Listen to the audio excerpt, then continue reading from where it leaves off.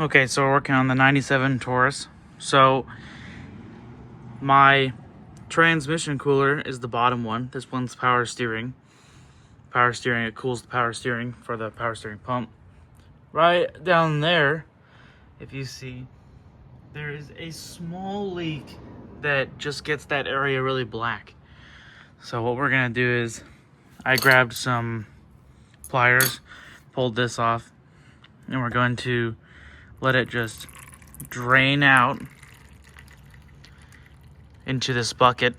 And then what we're gonna do is, I'm gonna take these off. These are 8mm bolts. I'm gonna leave the power steering one intact. Depending on where, if I can keep it in the same location, I will. But I have a aftermarket transmission cooler that I will be putting on, and I will be, let me go ahead and show you. I will be removing this hose. This hose, oh, I'm sorry, I think it's that one. The one below it. The one right below it, the metal hose. That one goes into the radiator, and pretty much it circles all of the transmission fluid. So, if you look right here, this hose line for the transmission goes up here, right up here, and it goes up and then into it. Okay, so I'm gonna go ahead and get this guy wiggled off, and see, there's the damage. It's all, you see, it's all dry here and then wet right back there. So we'll get this off, move it onto the big side. You're just gonna try to break free all the grime inside of it to get it more easy. Looks like that hose might need to be replaced.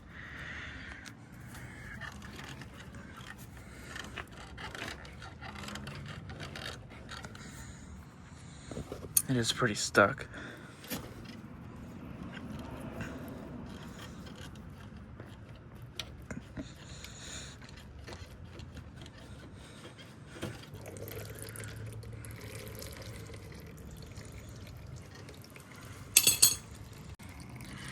Okay, so now what I'm going to do is go ahead and loosen up this power steering hose to have a better access point for the bolts to get off the bottom piece. Okay, and it's going to be the same thing as the trans cooler, just break it free and then move it away from the little nipple that's on it to keep it on back. Slide it off. Make sure you have a drain bucket, because you'll make a big mess if you don't.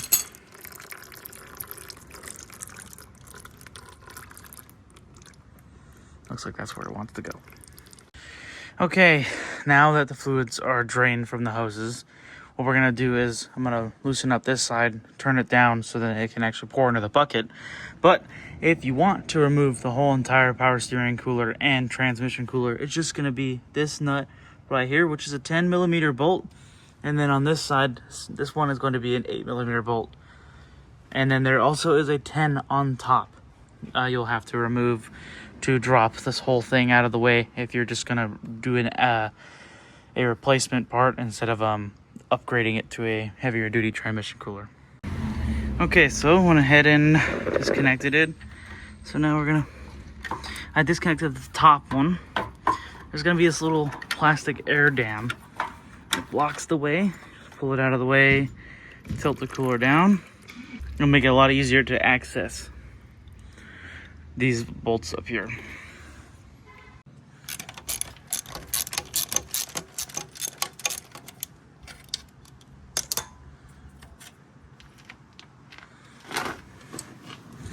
Okay, now we have the last two on this side. Okay, so now we got that off. I'm just gonna tip it. Any less fluids in it can come out. Yeah, you can see a better view now of it. It's all dry here, all dry. And then back here, you got the oil residue from that spot. And at first I thought, oh, well, it was a hose. But it wasn't a hose, because there's nothing leaking on the end of this fitting here. There's nothing leaking from it. And on this end, nothing leaking. And all the way up, nothing leaking. So, and as you see, it's bent in, so I'm assuming something had to have hit it. I'm not gonna tighten down these ones, 10 mils on each side. I'm not gonna tighten those down. I did take out the 8. I'm probably gonna leave that one out because you don't really need it, because it doesn't we don't have the cooler, the transmission cooler here anymore.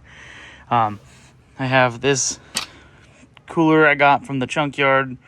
It's from off of a 95 Dodge Ram. I will be modifying it to work because a cooler this big is over $120+ and it's only got some bent tabs on it. I pressure tested it, and it seemed to be held over 15 pounds. So it seems that it's there's nothing leaking on it. Just a couple fins jacked up on it, and it's not bent at all or anything. So we'll be trying to fit that up in here. Okay, for the next part, there's going to be this line right here is the transmission return line. This returns the fluid from the radiator up here. So basically what it does is the feed line comes out. This is the feed line. It would go through the cooler, and then it would go up this line, and it would go right there, right here. It would go right there, and then down at the bottom, unsure if you can see, there's another line that goes there,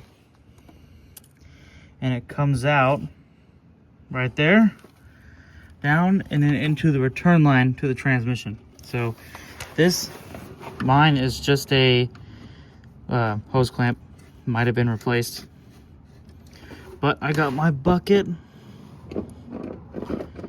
ready underneath it. Unlikely it's just gonna pop off.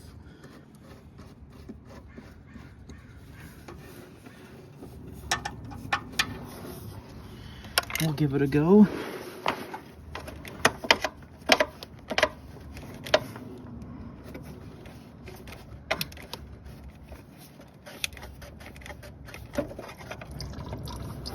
And we have successfully landed it in the bucket.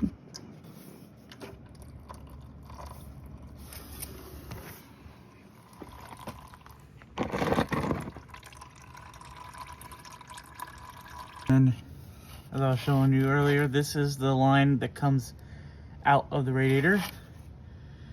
We're gonna have to remove that line and then take out these two 8mm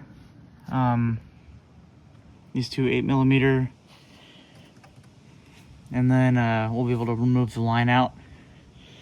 And then as you see here, the transmission lines are right next to each other. This would be the feed line and then return line.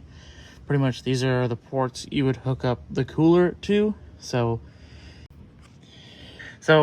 the benefit of having it not going through the radiator is that when the radiator gets hot, like if it overheats during a hot day, the transmission also overheats as well during the hot day, like if you have a bad radiator or whatever and whatnot. And also it eliminates the chance of coolant getting into your transmission fluid by running it this way, by running it just solely on itself, having its own cooler. That's why it's going to be so big, is because with the more flow of transmission fluid now with this cooler, it will keep it colder than it was keeping it, which benefits it in the long run. Colder transmission fluid, the longer lasting your transmission will last. Okay, I have the trans cooler installed.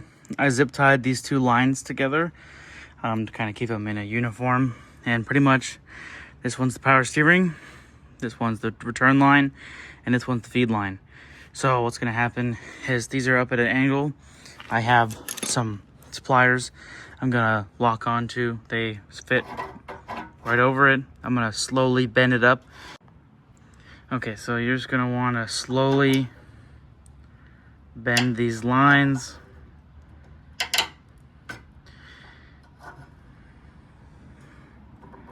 to get them to where you want to. The goal would be to have it this way. So what we're gonna do is this is gonna be pretty much the same thing. So feed line will be the bottom, return will be the top, which is how it was on the Taurus to begin with. So we're just gonna keep. Okay, so we're just gonna slide this one off. We won't be using this no more. This one, we'll be using a hose clamp to secure the line on. Okay, so on this line, we're gonna cut it to probably about right here to mate up. Maybe a little longer to give more play room. We're gonna be cutting this line. Okay, so that line's cut. So we're gonna be slipping over this hose clamp. We're gonna be putting the hose. The hose needs to go over this part. And then I'll move it down a little more. Okay. And then for this one, pulling out, this is the return line. The return line's pretty good. We'll just leave the return line the way it is. Okay, now that those are all there, go ahead and slide the hose clamps up. And then we will be tightening these two down. Okay, now they're all connected. What I like to do is take the hose clamp, fold them up. This just is for vibrations. You can do what you want. That looks like that one's not gonna happen. So now connect the power steering to both sides. This still needs to come out. Okay, so next step would be you're gonna want to add some brake fluid. This car takes DOT3.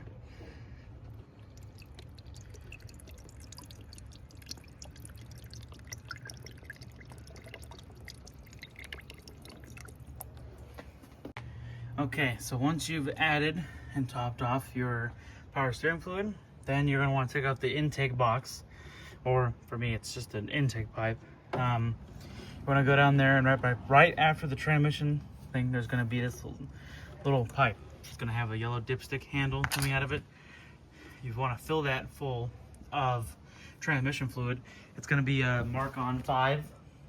It's gonna be this one, Mark on 5 automatic transmission fluid. And I actually lost the bolt for my battery terminal, so that's gonna have to work for right now. Okay, so I added about a full quart of automatic transmission fluid.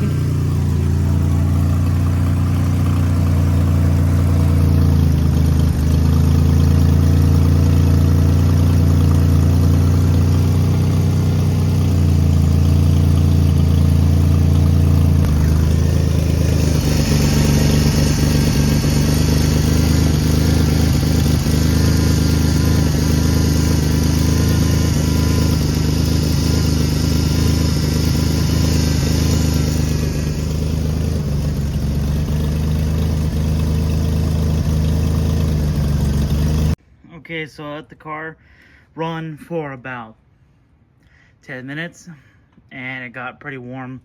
It was already warm beforehand. I already had it started up and warmed up. But there's no leaks. That's nothing to worry about. That spot, I spilled automatic transmission fluid there when I was pouring it in. And then that's just dripping from the line that I had off in the back there. And then I made a mess there too.